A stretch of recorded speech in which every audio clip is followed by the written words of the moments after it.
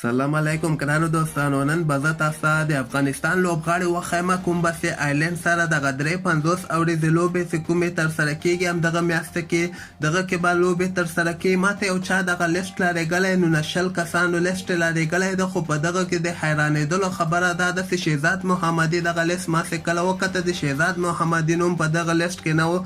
او بل طرف ته شهزاد نه علاوه به زه تاسو ته وایم چې عظمت الله عمرزي نوم هم په دغه لیست کې نشته ده.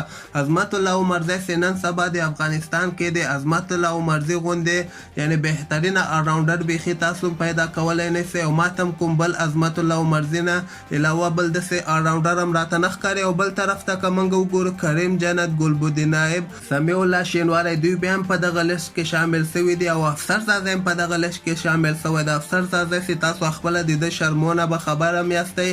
زه به تاسو ته دغه مکمل لیست وښیم. تاسو وګورئ دغه لیست کې اصغر افغان ده، عثمان غنی ده. عثمان غنی هم چندانې لوبغاړی نه ده، خو په دغه لیست کې ده، یعنې هغه لوبغاړي کوم چې ننګرهار کې کیمپ کې لګولي دي د هغه لوبغاړو نومونه دي.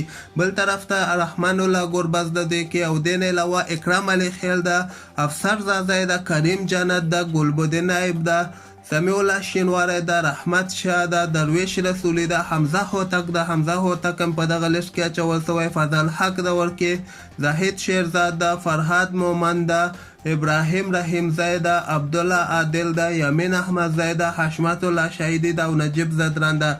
دا لیست ماته چا رالیږلی و. همدغه لوبغاړو کې به د افغانستان 15 کسیزه لوبډله هم اعلانیږي. او بل طرف ته خو د افغانستان رشید خان، محمد نبی، مجیب زدران دغه درې خو به د افغانستان سکواډ کې 100 په 100 کې شاملوي.